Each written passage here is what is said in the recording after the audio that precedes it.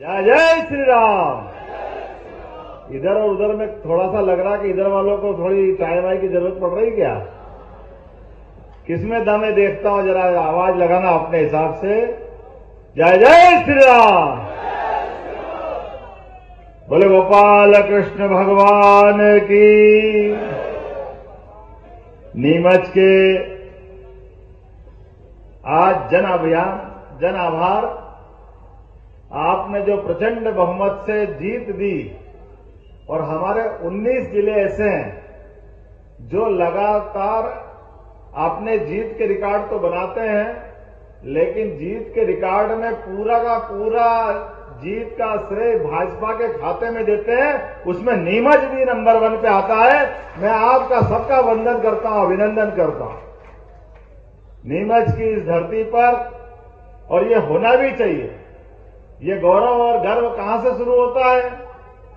पूरे देश के नक्शे पे आज यशस्वी प्रधानमंत्री के लिए एक जोरदार अभिनंदन करें नरेंद्र मोदी जी के लिए, जिनके नेतृत्व में और हमारे राष्ट्रीय अध्यक्ष जगत प्रसाद नड्डा जी के नेतृत्व में पूरे दुनिया की सबसे बड़ी राजनीतिक दल पार्टी बनने का श्रेय अगर हासिल है तो हमारी अपनी भारतीय जनता पार्टी को है। मुझे इस बात का गर्व है। और भारतीय जनता पार्टी का ये गौरव हासिल करने का बीज मंत्र अगर कहीं पड़ा है तो सबसे पहले जनसंघ के जमाने से विजयश्री का झंडा लेने वाला भी यही जिला है जिसने गौरव और गर्व दिया। हमारी इस पार्टी को, जिसके शासन सुशासन के आधार पर दुनिया के लोग अब हमारी तरफ देख रहे हैं, तो यहां से जो प्रारंभ हुआ कारवां, और उस कारवां के जो वाहक रहे वो कौन कौन है? स्वर्गीय सुंदरलाल जी पटवा के कार्यक्षेत्र की धरती, स्वर्गीय वीरेंद्र कुमार सकलेचा जी की कार्यक्षेत्र की धरती, जिनके आधार पर राजनीतिक क्षेत्र में हमारे देदीप्यमान नक्षत्र की तरह यहां के राजनेताओं ने अपनी पहचान बनाई। स्वर्गीय सकलेचा जी ने पहले उप मुख्यमंत्री संवित सरकार में, बाद में मुख्यमंत्री, फिर बाद में सुंदरलाल पटवा जी, और 11 बार लोकसभा का चुनाव लड़े और 8 बार जीत का परचम फहराया। स्वर्गीय लक्ष्मण पांडे जी को कौन भूल सकता है, जिनने उपचुनाव में सीधे सीधे मुख्यमंत्री के पद वाले कांग्रेस के प्रत्याशी को भाजपा या उसकी पूर्ववर्ती जनसंघ के जमाने की अपनी जीत से धूल चटाने का काम किया था। ये वो धरती है। मुझे इस बात की भी प्रसन्नता है, जिनकी वाणी के माध्यम से ऐसा लगता था कि जब वो बोलते हैं तो बोल नहीं रहे, बंदूक की गोली छूट रही है। स्वर्गीय खुमान सिंह शिवाजी के पुरुषार्थ और पराक्रम की धरती। मैं किस किस का नाम लूं? लंबी लाइन है। भागवा माता और आंतरी माता ने जो आशीर्वाद आप पे लुटाया है, वाकई उसका कोई जवाब नहीं है। दुनिया के कोई लोग नीमच से, हम ये मान के चल सकते हैं कि नीमच की धरती पराक्रम और पुरुषार्थ के लिए जानी जाती है। मालवा सही अर्थ में, जहां मालवा किसको कहेंगे? मालवा माल वाले को कहेंगे, और मालवा के माल वाला ढूंढना हो तो नीमच से बढ़कर के कोई स्थान नहीं होता। जिसके अपने हाथ में यश है, किधर कौन सा काम छोड़ो। हमारे मंच पर विराजमान हमारे वरिष्ठ नेता अलग अलग दायित्वों का निर्वहन कर सके। आपके लोकप्रिय सांसद मेरे अभिन्न मित्र माननीय सुधीर जी गुप्ता, अभिनंदन करें सुधीर जी का। मेरे साथ बहुत लंबी अच्छी दोस्ती के साथ मंत्रिमंडल में भी रहे हमारे आपके अपने नेता जावत के लोकप्रिय विधायक माननीय ओम प्रकाश सकलेचा जी, जो कल्पनाशीलता के अद्भुत धनी हैं। इस अवसर पर विद्यार्थी परिषद के जमाने से मेरे साथ कदम से कदम मिलाकर के काम करने वाले भोले भंडारी, दिलीप परिहार जी, और हम तो अभियान, अब राम मंदिर तो हो गया, और राम मंदिर के बाद जहां हमको चलना है, जमुना जी का कृष्ण कन्हैया सबकी आंखों का तारा, आपके माधव भैया भगवान के नाम राशि, मनासा के हमारे बहुत जुझारू नेता। इस अवसर पर यहां पर हमारे एक और विधायक माननीय मंदसौर के बैठे हैं, माननीय चंदर सिंह जी, उनका अभिनंदन करें। जिला अध्यक्ष पवन जी, पवन पुत्र हनुमान की, हम सब जानते भगवान की लीला ऐसी है कि हमारे अपने सबके नाम भी भगवान की सनातन संस्कृति को जय जयकार करते हुए एक पंथ दो काज करते हैं और सबको यश मिलता है और जो काम में दक्षता हासिल करते हैं।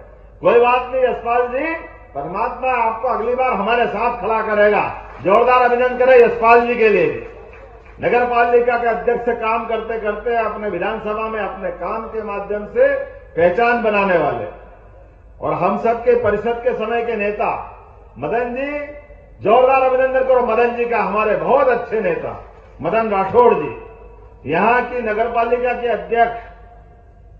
अब तो स्वाति नक्षत्र आने ही वाला है, स्वाति बहन जी, स्वाति चोपड़ा जी के लिए अभिनंदन करें। सज्जन सिंह चौहान, पूरे मंच के लिए नाम लूंगा तो लंबी सूची है, एक बार पूरे मंच के लिए करतल ध्वनि से अभिनंदन कर दें। भाजपा की सरकार और प्रचंड बहुमत के साथ, वो भी हमारी कितनी सारी चुनौतियां थी, नरेंद्र मोदी जी का जवाब दी। इस बात में तो मानना पड़ेगा, एक बार फिर अभिनंदन करें नरेंद्र मोदी जी को लेकर। ये जो जीत हासिल हुई वर्तमान में भारतीय जनता पार्टी को, इस जीत के पीछे कई कारण हैं और उन कारणों में अगर अपन विस्तार से जाएं तो कई चुनौतियां भी मिलेगी। दोनों तरफ आप देखते जाओ। 18 के समय हमारे अपने कुल 5 विधायक कम हुए, लेकिन सरकार जो बना के गए वो सरकार को बनाते बनाते जितने झूठ बोल सकते थे, झूठ का पहाड़ खड़ा कर दिया और झूठ के पहाड़ के आधार पर सरकार बना ली। लेकिन सरकार अपने वजन से ही गिर गई, कोई दोषी नहीं उसमें और हम सब देख रहे हैं उसको। लेकिन जब दोबारा सरकार बनी, मैं पूर्व मुख्यमंत्री माननीय शिवराज सिंह जी को भी धन्यवाद देना चाहूंगा, जिन्होंने कठिन काल में सरकार बनाई और जनता की आशा अपेक्षा के आधार पर कोविड के समय की चुनौतियों से भी निपटे और कोविड की चुनौती के बाद सरकार चला करके हमारे विकास के पहियों को भी नहीं रुकने दिया। एक बार अभिनंदन करें हमारे अपने भाजपा के यशस्वी पूर्व विधायक जी के लिए।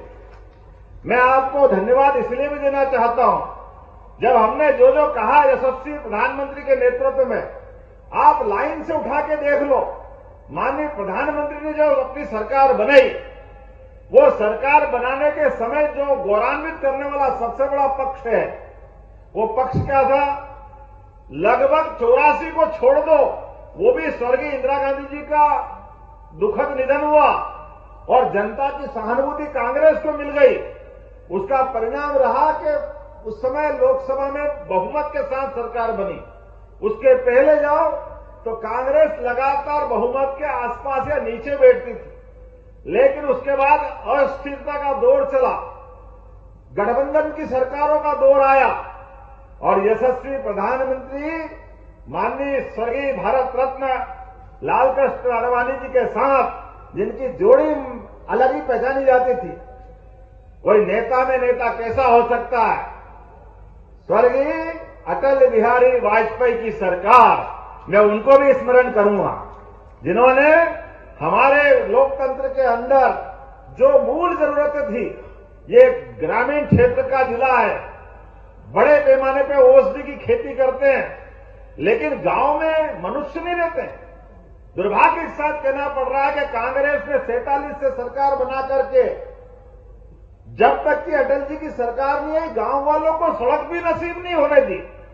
प्रधानमंत्री सड़क का रूप में बड़ा योगदान अगर किसी ने दिया है तो हमारे अटल बिहारी वाजपेयी जी की सरकार के माध्यम से मिला है। स्वर्गीय अटल बिहारी वाजपेयी ने कहा कि अगर भारत का विकास करना है तो भारत का विकास बगैर गांव के विकास के संभव नहीं हो सकता। गांव को छोड़ के कोई कैसे बढ़ सकता है? गांव का विकास सच्चे अर्थों में भारत का विकास है और जो अटल जी सोचते थे वही स्वर्गीय महात्मा गांधी जी ने कहा है, भारत को समझना तो भारत के गांव को समझना होगा। भारत के गांवों में भारत की आत्मा बसती है। लेकिन बड़े दुर्भाग्य के साथ कहना पड़ रहा है, महात्मा गांधी जी की बात तो भी कांग्रेस के लोगों ने स्मरण नहीं किया। महात्मा गांधी जी तो प्राण भी छोड़ दिए तो हे राम करके ही छोड़े। राम राज्य की कल्पना करने वाले महात्मा गांधी पूरे देश के अंदर सद्भाव की बात करते थे। लेकिन बड़े दुर्भाग्य के साथ कहना पड़ रहा है कि हमारी सनातन संस्कृति को भी लज्जित करने का काम किसी ने किया है, तो तत्कालीन और पूर्ववर्ती समाज सभी सरकारों ने किया है।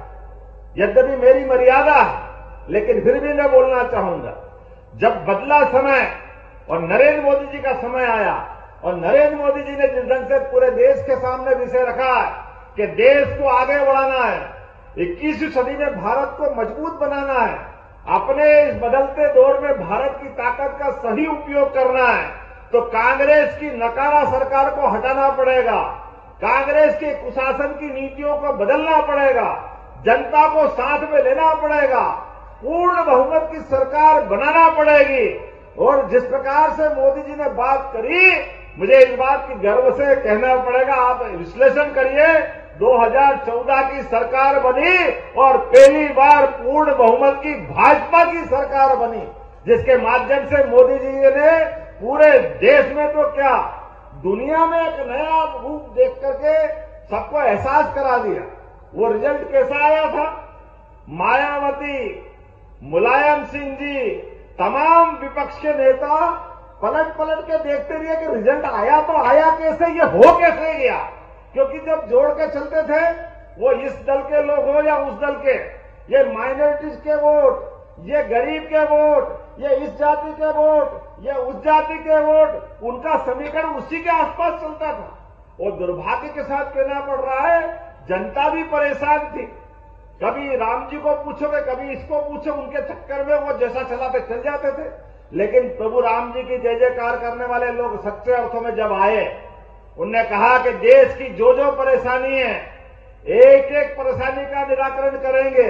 इसलिए वो 5 साल नरेंद्र मोदी जी के जो निकले, वो 5 साल में भारत सशक्त बनेगा, इस दिशा में कदम बढ़ाना शुरू किए।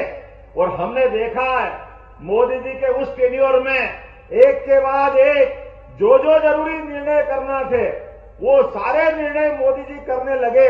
लेकिन पूर्ण बहुमत के साथ उनका ये भी एहसास था कि जो 2003 के बाद से 2004 के बाद से 2014 की जो कांग्रेस की सरकार थी, उसकी नकारात्मकता को हटाने का योगदान माननीय मोदी जी को था। लेकिन जाते जाते जब लगा कि हमारे अपने धीरे धीरे भारत सबल बन रहा है, सक्षम बन रहा है। आप सब याद करो 5000 साल पुराना भगवान कृष्ण का काल, कंस के काल में भी भगवान कृष्ण ने अपने समाज का आत्मविश्वास बनाने के लिए गोपाल कृष्ण ने जमुना जी में कालिया नाग के ऊपर नाच करके और मित्रों के साथ हम कठिन चुनौती को भी पार कर सकते, समाज का विश्वास बना के बताया था। वो कन्हैया ने एक बार नहीं, दूसरी बार गोवर्धन पर्वत को उठा करके समाज की ताकत जब इकट्ठी होती है तो हम बड़ी से बड़ी चुनौती में इंद्र के इंद्रासन को चुनौती देकर के उस समय भी समाज की ताकत का एहसास कराया था। इसी प्रकार से नरेंद्र मोदी जी ने हमारी बॉर्डर पर जो पड़ोस के दुश्मन हमारे सैनिकों का सर काट कर ले जाते थे, आतंकवादी घटना होती थी, इन घटनाओं का मुंह तोड़ जवाब देते देते जो बताया वो सर्जिकल स्ट्राइक, वो एयर स्ट्राइक, पूरा देश नरेंद्र मोदी जी को सिर आंखों पे उठा करके 2019 के प्रचंड बहुमत के साथ फिर सरकार में लाया। और दूसरी बार सरकार में जैसे ही आए मोदी जी, तो जो हमने 1951 में कहा था कि जवाहरलाल नेहरू जी ये आप बहुत गलत कर रहे हो, ये धारा 370 ये देश का दुर्भाग्य साबित होगी। एक देश में 2 निशान, 2 विधान, 2 प्रधान, ये नहीं चलना चाहिए। लेकिन दुर्भाग्य के साथ तब उन बात का मखौल उड़ाया गया था। लेकिन धन्य है डॉक्टर मुखर्जी, जिनने कहा कि जो मैं कह रहा हूं वो सत्य है, चाहे मेरे प्राण चले जाए, लेकिन मैं देश के ऐसे मामलों को अवॉइड नहीं कर सकता हूं। भारत सरकार के मंत्रिमंडल में से इस्तीफा देकर के, अपने प्राणों की आहुति देकर के जो देश के सामने उदाहरण पेश किया, वो परिणाम हमने देखा कि उस समय बताई गई चुनौती 40,000 से ज्यादा देशभक्तों को कश्मीर की आतंकवादी घटना में, चाहे पुलिस के कर्मी हो, चाहे सैन्य कर्मी हो, चाहे नागरिक हो, सबको अपने प्राणों की आहुति देना पड़ी। ये पाप किसके माथे है? ये कांग्रेस के माथे है। और मुझे इस बात का गर्व है, जैसे ही दूसरी बार सरकार बनी, जो हमने कहा था वो करके दिखाया। कश्मीर को धारा 370 से मुक्त करके दिखाया कि ऐसा पाप ये चल नहीं सकता है। कश्मीर तो केसर की क्यारी, पर्यटकों की दृष्टि से दुनिया का सबसे अच्छा केंद्र है। ऐसे कश्मीर स्वर्ग का टुकड़ा माना गया, तो उसको मुक्त कराने के लिए कौन रोक सकता था? लेकिन जरूरत थी नरेंद्र मोदी नर बहादुर जी की, जिनके कारण से ये हमको गर्व और गौरव मिला। हमारी सरकार में कितना दम होता है, इसका निर्णय हमने देखा। आप याद करो, धारा 370 के बाद सुप्रीम कोर्ट ने फैसला दिया भगवान राम का, बोला जय जय श्री राम, और जय जय श्री राम का नारा लगाने से हमारे अपने उस अंतरंग संबंध तक जुड़ जाते हैं जो राम राज्य की कल्पना करते हैं, राम राज्य की कामना करते हैं। मुझे इस बात की प्रसन्नता है, सुप्रीम कोर्ट ने फैसला दिया भगवान राम का, लेकिन सुप्रीम कोर्ट ने फैसला तो 3 तलाक का भी दिया, मुस्लिम बहनों की इज्जत का भी। तब भी पूर्ण बहुमत की सरकार थी, लेकिन उस पूर्ण बहुमत की सरकार में कलेजा नहीं था, दम नहीं था, इसलिए उस निर्णय को लागू नहीं करा पाए। लेकिन इन नर बहादुर ने अपने भगवान राम के फैसले को भी लागू करके दिखाया कि जो सरकार चाहती है, सरकार में दम होना चाहिए। जिसपे इतनी बड़ी बहुसंख्यक आबादी भरोसा करती है, तो हम उनको इस विषय को ठंडा नहीं छोड़ सकते। इसलिए वो भगवान राम के मंदिर के निर्माण में भी प्रधानमंत्री पहली बार जाकर के न केवल शिलान्यास में बैठे और पूरे देश ने भरोसा किया, क्या हिंदू क्या मुसलमान, बाल बराबर कोई दुर्घटना नहीं हुई, कोई घटना नहीं घटी, लेकिन शिलान्यास भी हुआ। और इस 22 जनवरी को दुनिया ने देखा, हमारे देश के अंदर हिंदू मुसलमान को लड़ाने वाले लोगों के मुंह काले हो गए। उनको एहसास हुआ कि अगर देश के अंदर अच्छी ढंग से बात रखी जाए तो पूरा देश सुनता है, पूरा देश लोकतंत्र की जय जयकार करता है। एक बार मेरे साथ बोलिए जय जय श्री राम। और ऐसे एक नहीं कई निर्णय, और ये हमारी सरकार बनी, सरकार के बनने के बाद हमने भी ऐसे निर्णय प्रारंभ किए। माननीय मोदी जी ने कहा, अब की बार तीसरी बार जब मोदी जी की सरकार बनेगी तो मोदी जी की सरकार भारत को दुनिया का नंबर 1 देश बनाने के लिए बनेगी। जोरदार अभिनंदन करो। अब चुनाव के मुहाने पे हम खड़े, हम अगर लोकसभा की तरफ बढ़ रहे हैं तो हमको स्मरण रहना चाहिए कि हम अगर चुनाव में जा रहे हैं तो किस बात के लिए जा रहे हैं। चुनाव भारत को भव्य बनाने के लिए, भारत की आत्मा के दिव्यता को जगाने के लिए, सनातन संस्कृति को आगे बढ़ाने के लिए। अब हम आगे बढ़ रहे हैं तो भारत को सक्षम और सबल बनाने के लिए, और केवल भारत को नहीं बनाने के लिए, हमारे उस उदात्त विचार के लिए जिसके कारण से भारत दुनिया में जाना जाता है। वसुधैव कुटुंबकम की भावनाओं को लेकर के समूचे दुनिया में भारत की मानवता को स्थापित करने के लिए आगे बढ़ रहे हैं। इसलिए कई निर्णय हमने किए। आप बताओ, खुले में क्या बिकता था, कहां बिकता था? यही बाजार में बिकता था। अभी कहीं मिलता है क्या? क्यों नहीं मिलता है? क्योंकि आपने ये जो ठप्पा लगाया है, आपने बटन दबाया। और कमल तो इसी बात का प्रतीक होता है कि नहीं होता है? हम तो उस मार्ग वाले लोग हैं। ये फालतू की आवाज भी बंद हुई कि नहीं हुई? अगर हुई है तो मेरी बात समझ में आई कि नहीं आई? हमने कोई दल विशेष की बात नहीं कही, हमने धर्म विशेष की बात नहीं कही, लेकिन जो कहा बोला नहीं है, करके दिखाया। ये करके दिखाने वालों की सरकार है, जिसके निर्णयों के लिए निर्णय की आवाज आना चाहिए, बोलने की आवाज नहीं आना चाहिए। बोला तो फिर क्या बोला? बोलता तो काम है, काम ही बोलता है। आज के इस अवसर पर आपने देखा, वर्षों से कुलपति, अरे भैया हमारे यहाँ तो गुरुकुल पद्धति थी, कुलपति कहां से आ गए?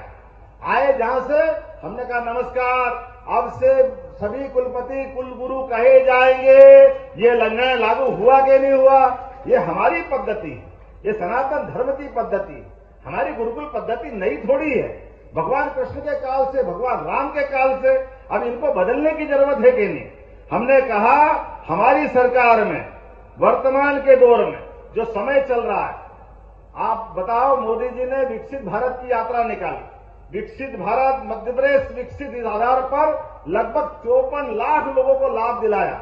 और एक दो नहीं, हमारे लिए तो कई सारे मौके हैं। अब टंट्या मामा आज भी महू से जाने वाली ट्रेन टंट्या मामा के जन्म स्थल पर 2 मिनट रुक करके सम्मान देती है। लेकिन टंट्या मामा को इनने क्या बता रखा था?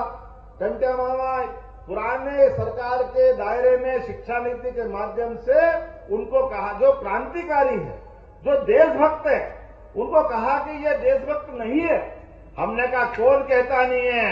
अब हमारी सरकार है, टंट्या मामा के नाम से ही विश्वविद्यालय बना दिया, क्रांतिवीर टंट्या मामा। और हमने उद्घाटन कराने के लिए यशस्वी प्रधानमंत्री को बुलाया।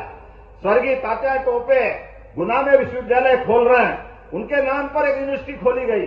रानी अवंतीबाई लोधी और पर हमारे पुराने जितने क्रांतिकारी हैं, रानी दुर्गावती जिसने एक बार नहीं 2-2 बार अकबर को धूल चटाई, शेरशाह सूरी के महान एक अलग प्रकार के उस समय के शासक को भी धूल चटाई, ऐसी महारानी के नाम पर हमने पहली कैबिनेट की। और आज के इस अवसर पर मैं आपको बताना चाहूंगा कि उन्हीं के नाम पर आपके यहां भी तेंदुपत्ता इकट्ठा करने वाले लोग हैं।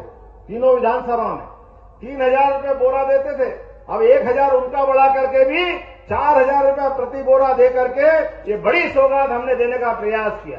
ये सरकार गरीबों की सरकार है, ये सरकार संवेदनशील की सरकार है। हमारे किसी भी व्यक्ति का, आम जनता का अपमान पसंद नहीं करेंगे। आपने सबने देखा, ड्राइवर है तो क्या हो गया? ड्राइवर की इज्जत नहीं है क्या? ड्राइवर तो क्या हो गया? वो मनुष्य नहीं है क्या? अरे ड्राइवर हो, किसान हो, मजदूर हो, ये जनता के दर्द को समझने वाली सरकार है।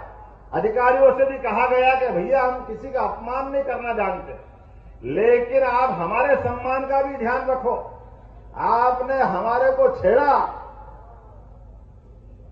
तो ये सरकार नहीं छोड़ने वाली है। समझदार को इशारा काफी है। थोड़ा कहूं वो ज्यादा समझना, ज्यादा बोलना आता नहीं है, लेकिन संकेत में समझाना आता है। हमारी जनता की, जनता के मत से बनी हुई सरकार है, इसलिए जनतंत्र में जनता का स्थान सर्वोपरि है। सरकार जनतंत्र के माध्यम से बनती है, जनता के वोट से बनती है, और जनता के मामले में ये सरकार कोई कॉम्प्रोमाइज करने वाली नहीं है। बोलने के लिए तो बहुत बोल सकता था, बहुत सारे विषय हैं, लेकिन थोड़ा लंबा समय चला गया। आप बताओ, रजिस्ट्री कराओ, वो पटवारी के आगे पीछे घूमते रहो, भैया नामांतरण करा ले, नामांतरण करा ले, बंटवारा करा दे। अरे पटवारी भैया, तुम्हारे ही तो राज चल रहा था। ये सिस्टम को बदलना चाहिए कि नहीं बदलना चाहिए? अरे पैसा हमारा, जमीन हमारी, हम रजिस्ट्री कराने जा रहे हैं, पटवारी कलेक्टर के भी पिताजी हो गए। ये कौन सा फार्मूला? हमने कहा ये नहीं चलेगा, इधर आप रजिस्ट्री कराओ, उधर नामांतरण तैयार। ये भारतीय जनता पार्टी की सरकार। ऐसे ऐसे विषय, गुंडागिर्दी चल रही है, कोर्ट का दुरुपयोग कर रहा है। आप मर्जियां जो करोगे, एक अपराध करो, एक रिकॉर्ड बना, कोर्ट में गए, जमानत करा ली, भैया ज्यादा जब वजनदार है तो जमानत होकर के बाहर आ गए, फिर दूसरा अपराध करा, फिर जमानत करा ली, फिर आ गए, फिर गुंडागिर्दी चली, फिर तीसरा अपराध। अब गरीब आदमी, सामान्य जनता, सज्जन पुरुष दूर से टुकुर टुकुर देख रहे कि भैया ये इतना बड़ा गुंडा है, 1, 2, 3, ये तो रोज जाता है, रोज आ जाता है, और पूरी सरकार दूर से देख रही कि इसको क्या करे। तो आम आदमी तो कुछ कर नहीं सकता था। हमने कहा हमारी सरकार में नहीं चलेगा। एक कानून आते ही बनाया कि अब ऐसे अपराधी जो बार बार कर रहे हैं, पुलिस उनके खुद जमानत निरस्त करने के लिए कोर्ट जाएगी। इनका स्थान बाहर नहीं हो सकता है, इनका स्थान जेल घर में होना चाहिए। यह हमारी सरकार बर्दाश्त नहीं करेगी। सरकार का मतलब ही है समाज की सामाजिक शक्ति, सज्जनों के लिए छाया का काम करे और गुंडागर्दी करने वालों को ठिकाने लगाए, जिसका मतलब सरकार होता है। इस व्यवस्था के माध्यम से ये डबल इंजन की सरकार चल रही है माननीय नरेंद्र मोदी जी के साथ। नरेंद्र मोदी जी की सरकार मतलब सुशासन की सरकार, नरेंद्र मोदी जी की सरकार मतलब लोगों के पास भरोसा करने वाली सरकार, गरीबों की सेवा करने वाली सरकार। ऐसे बहुत सारे मामले मेरे पास है, लेकिन समय की कमी पड़ रही है। अभी आपके बीच में से बहुत सारे विषय मेरे पास आ गए और कुछ विषय आपने भी निकाले, लेकिन आज भी खाली हाथ नहीं आया। आपने भी इतने फूल उड़ाए कि आपके फूल से भी घायल कर दिया है, मुझे ऐसा लग रहा है, क्योंकि मेरे आंख में तो चश्मा लगता नहीं। अब आप तो उड़ा रहे हो फूल, वो फूल तो आ रहा है, लेकिन आते आते आंख भी बंद करना पड़ती है। लेकिन ये नीमच का प्रेम, मैं विद्यार्थी परिषद के समय से आता रहा हूं और नीमच तो मेरे से ऐसा लगता है कि जैसे मेरे हृदय का टुकड़ा। मेरे को तो लगता नहीं कि ऐसा मैं कहीं और से आता। सच्चे अर्थों में एक घर मेरा यही है। ऐसा मेरा प्रेम नीमच से शुरू से। और नीमच हो के मंदसौर, क्या उज्जैन में और क्या नीमच मंदसौर में फर्क। इसके भरोसे तो हमने 1000 का 2000 साल पहले डंका बजाया। 2000 साल पहले सम्राट विक्रमादित्य ने डंका बजाया था, देश के दुश्मनों को देश से बाहर खदेड़ा था और विक्रम संवत चलाया था। इसलिए हमने सरकार बनते ही इस साल के मध्य प्रदेश के कैलेंडर में सम्राट विक्रमादित्य के द्वारा स्थापित विक्रम संवत को भी स्थान देकर के वो गौरवशाली इतिहास को जीवंत किया। मैं जब पर्यटन विकास निगम का अध्यक्ष बना, मंदसौर में होटल बनी तो उन्हें लिख दिया मंदसौर रिट्रीट। मैंने कहा हो सकता है रिट्रीट भैया क्या है, तो हमने कहा मंदसौर के रिट्रीट बनाने से इसका क्या अर्थ है कि मंदसौर के नाम पे जो होटल बना रहा है पर्यटन की। हमने कहा मंदसौर नीमच जिले का तो बहुत गौरवशाली इतिहास, उसको क्यों भूल रहे हो। बोले किसका नाम, मैंने हर्षवर्धन कहां के थे, यहीं के थे ना सर, यशोधर्मन यहीं के थे ना। यशपाल जी आपसे भी बात करी थी, हमने कहा ये अगर होटल बन रही तो यशोधर्मन जी को नमन नहीं करना चाहिए।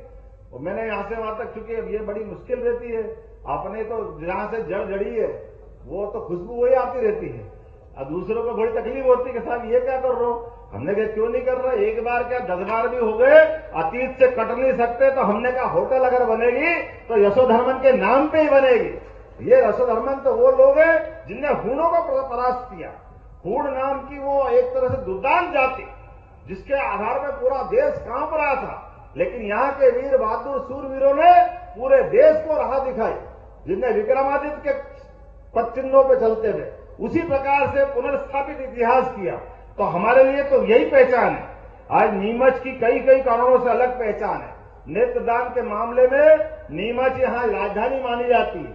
मुझे इस बात की प्रसन्नता है कि यहाँ पर आज अपने पास समय की थोड़ी कमी पड़ रही है, लेकिन 752 करोड़ के 20 से ज्यादा लोकार्पण भूमि पूजन का ये आज का इतिहास बन रहा है नीमच की धरती पर, जिसके आधार पर जरा मजा नहीं आया, ताली बजाओ तो ढंग से बजाओ। 752 करोड़ के आधार पर, और मुझे लग रहा है कि 752 थोड़े आपको कम पड़ते दिखाई दे रहे हैं, तो मुझे लगता है कि कुछ और बड़ी चीज देना पड़ेगी। मेरे को सूची बनवा दी है अपने मित्रों ने। कभी कभी ज्यादा दोस्ती भी अपने लिए थोड़ा अपने ढंग का अलग आनंद भी देती है और संकट में भी डालती, पर नीमच से ऐसा प्रेम है कि जो मांगेंगे ऐसा लगता नहीं कि नीमच को मना करना चाहिए। ये आपकी अपनी सरकार है, भाजपा की सरकार। और एक तरह से मेरे अपना जो प्रेम बताया प्रारंभ में, आपने कहा कि नीमच के कन्या महाविद्यालय में पिछली बार आया था तो स्टेडियम की भूमि दिलवाई थी नगर पालिका से। अगर स्टेडियम की जमीन दिलवाई थी तो स्टेडियम तो बनाना पड़ेगा। तो नीमच में वो स्टेडियम बनाने की घोषणा करता हूं, सरकार अपने पैसे से स्टेडियम बनाएगी। आपने कहा भादवा माता में देश भर से लोग आते हैं और वहां हॉस्पिटल नहीं है, तो हॉस्पिटल की जरूरत भी है, और खास करके पैरालिसिस के लोग ज्यादा आते हैं, तो वहां फिजियोथेरेपिस्ट भी चाहिए, भादवा माता का जल भी चाहिए, थोड़ी बहुत दूसरी व्यवस्था भी चाहिए। तो मैं यहीं से देने की घोषणा करता हूं, 20 बेड का एक हॉस्पिटल भादवा माता पे देने की घोषणा करता हूं, और फिजियोथेरेपिस्ट भी दूंगा, ताकि वो एक सामान्य प्रक्रिया है जिसके माध्यम से व्यक्ति अच्छा हो सकता है। एक और बड़ी बात, आपने कहा बंगला बगीचे में क्या छोटे बड़े क्या कौन क्या समस्या है। बड़े प्लाटों की बड़ी झंझट है। बिल्कुल, आपने कहा तो हम और आप मिलकर निपटाएंगे, बंगला बगीचे की समस्या भी हल करेंगे, आपकी बहुत पुरानी समस्या। अब मनासा में आ जाओ, भादवा माता से वापस जाने के लिए नलखेड़ा का रास्ता, आपके लोग भी बैठे हैं, जरा ताली बजाना। अपने यहां मनासा वाले कौन कौन बैठे हैं? माधव मारू जी आ जाए और कुछ नहीं ले, ऐसा कैसे हो सकता? तो माधव मारू जी ने 11 किलोमीटर की सड़क मांगी है। माधव जी, मनासा के लिए आपके आधार पर वो देने की भी घोषणा करता हूं। आपने कहा कि कुकड़ेश्वर में कॉलेज नहीं है, तो कुकड़ेश्वर को कौन नहीं जानता? पटवा जी के जमाने से कुकड़ेश्वर तो वो है जिनने अलख निरंजन करा है। तो कुकड़ेश्वर में कॉलेज खोलने की भी यहीं से घोषणा कर रहा हूं, कुकड़ेश्वर में भी कॉलेज खोला जाएगा। और आपने मनासा के आधार पर, अब मनासा से आगे बढ़ाएं गाड़ी है, कुकड़ेश्वर बाईपास। चलो, आपने कहा तो कुकड़ेश्वर बाईपास देने की भी घोषणा करता हूं, ताकि कुकड़ेश्वर के लोगों के लिए एक बड़ी सौगात मिलेगी। अरे आपको ज्यादा, अभी एक अंगली पकड़ी, 2 पकड़ी, पूरे ही अब किस्सा मत करो, थोड़ा तो छोड़ो भाई। अभी आप मेरे को दूसरी तरफ आने दो। ये बार बार ओम जी मेरी तरफ देख रहे कि जावद का क्या होगा। जावद की चिंता मत करो ओम जी, जो आप चाहोगे वो होगा। जोरदार अभिनंदन करो जावद के लिए। सिंगोली का महाविद्यालय भी मैंने ही खोला था जाकर के, और सिंगोली में आपने कहा पीजी स्नातकोत्तर महाविद्यालय करने की घोषणा करना है, यहीं से घोषणा करता हूं, सिंगोली में भी स्नातकोत्तर महाविद्यालय खोला जाएगा। आपने कहा जावद का हॉस्पिटल 40 बेड का है, अब आबादी बढ़ गई है। अब स्वर्गीय वीरेंद्र कुमार सकलेचा जी की धरोहर है, वो कैसे नकार सकते हैं? 100 बेड का हॉस्पिटल बनाया जाएगा जावद के लिए भी, इसकी भी मैं घोषणा करता हूं। आपने कहा रतनगढ़ से सामुदायिक केंद्र का उन्नयन करना है, तो उसमें क्या दिक्कत है? बिल्कुल किया जाएगा ओम जी, आपकी बात यही से मानता हूं। और जावद से मोरबन रोड बहुत ट्रैफिक है, आपने कहा इसको डबल रोड करना है। सुधीर जी भी हाँ में हाँ कर रहे हैं। सांसद जी तो आपके तो चारों उंगली और सिर पारिवारिक काम निपट रहे, इससे बढ़िया क्या बात हो सकती है सुधीर जी के लिए? अभिनंदन करें आपके लोकप्रिय सांसद को, मंद मंद मुस्कुराते हुए पारिवारिक काम निपटवा रहे हैं। लेकिन आपका अधिकार है, आपने विरासत में पूरा जिला दिया, तो यह हमारी जवाबदारी बनती है कि जो आप चाहोगे वो सब कुछ होगा। क्यों भैया, होगा कि नहीं होगा? और आप सब भी चाहना कि मोदी जी के लिए कमल के फूल का वापस हमको ब्याज सहित चुकता करना, पिछली बार का रिकॉर्ड तोड़ करके कई गुना आगे पहुंचाना है। ताली में मजा नहीं आया, जरा बताओ तो सही कि सही कह रहे हैं कि नहीं कह रहे हैं? आपने एक बड़ी मांग कही है कि हमारी हवाई पट्टी का उन्नयन करना है। अब आपकी ये बात तो करनी पड़ेगी, क्योंकि हवाई पट्टी के माध्यम से एक बड़ी घोषणा हमने की है। आपके यहां बीमार आप उदयपुर पहुंचाते हो, दूर दूर ले जाते हो। हमारी सरकार ने निर्णय किया, अब बदलते दौर का समय, पहले बैलगाड़ी का युग था, बैलगाड़ी से जाना पड़ता था, उसके पैदल जाते थे। आज बड़ी गाड़ियों का बस समय आ गया तो बड़ी गाड़ी में जाते हैं। लेकिन अब एम्बुलेंस भी ऐसा लगता है कि प्राण बचाने के लिए कम पड़ता समय। आज के इस दौर में अब एयर एम्बुलेंस की जरूरत है। हवाई जहाज के माध्यम से भी किसी आदमी को मरने नहीं देंगे। पूरे प्रदेश में एयर एम्बुलेंस की सुविधा बहुत जल्दी देने वाले हैं, जिसके माध्यम से प्रत्येक गरीब से गरीब आदमी भी अगर उसको लगता है कि बड़े हॉस्पिटल पहुंचाना चाहिए, तो केवल हवाई जहाज में मुख्यमंत्री बैठे, मंत्री बैठे, ये जरूरी नहीं है। जरूरी है प्रत्येक आदमी की जान बचाना, इसलिए एयर एम्बुलेंस की घोषणा कर रहे हैं। पूरे प्रदेश में बहुत जल्दी एयर एम्बुलेंस की सुविधा भी देने वाले हैं। एक और हमको बड़ा दर्द होता है, दूर दराज से एम्बुलेंस से तो लोग ले आते हैं, हॉस्पिटल में इलाज कराते, कोई कारण से वो शरीर छोड़ दे तो इसके बाद कोई व्यवस्था नहीं। जिसके कोई परिवार का चला गया, सक्षम हो तो गाड़ी घोड़े से ले जाएगा, कैसे भी करके पहुंचा देगा। लेकिन गरीब आदमी क्या करे? बड़ा दर्द आता है, कोई ठेले पे ले जाता है, कोई मोटरसाइकिल पे ले जाता है, बहुत दर्द होता है। ये हमारे अपने देश का संस्कार तो हो ही नहीं सकता। हमारी सरकार ने निर्णय किया, कोई भी गरीब आदमी का शरीर छूटा, घर पहुंचाने की जवाबदारी जिला प्रशासन की होगी। उसके लिए उसकी मट्टी खराब नहीं होने देंगे। कोई भी शव को ये अपमानित स्थिति में नहीं छोड़ेंगे। ये संवेदनशील सरकार है, सबको लेके चलने वाली सरकार है। और सबसे बड़ी घोषणा हमारे जावर और नीमच के लिए उच्च दबाव से आपने तो अपनी खेती के मामले में जो झंडे गाड़े हैं, एशिया की सबसे बड़ी मंडी है, विविध प्रकार की औषधि फसल करने के लिए नीमच उसके लिए जाना जाता है। तो यहां के किसानों का पानी के मामले में क्यों दरिद्री होना चाहिए, वो क्यों किसी की तरफ निगाह देखे। तो 3200 करोड़ की लागत से वो नई चंबल परियोजना भी देने की घोषणा करता हूं, जिसके माध्यम से पूरा क्षेत्र पंजाब और हरियाणा से अच्छा बन जाए। इस कामना के साथ अब आप इतनी लंबी बात कराए जा रहे हो कि मेरे को बात भी तो खत्म करना है, मुझे और जाकर कहीं जाना है। आपसे प्रेम इतना है, एक बार में खत्म मत करो। मैंने बहुत कुछ बोल दिया है, सारी बात समझ में आए तो आप अपने स्थान पे खड़े हो जाओ। और अब मैंने आपको आपकी जो जो मांग मांगी सब मान लिया। हम और आप संकल्प करें, आने वाले समय में यशस्वी नरेंद्र मोदी जी की सरकार फिर बनवाने के लिए अब जब तक कि एक एक वोट भाजपा के पक्ष में न पड़ जाए तब तक हम चैन से नहीं बैठेंगे। दोनों हाथ की मुट्ठी बांधो, हाथ ऊपर करो और हम सब संकल्प करेंगे। बोलिए भारत माता की, भारत माता की, भारत माता की। बहुत बहुत धन्यवाद। भारत माता की जय।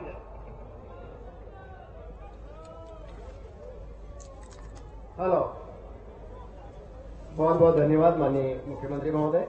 अब मंच के माध्यम से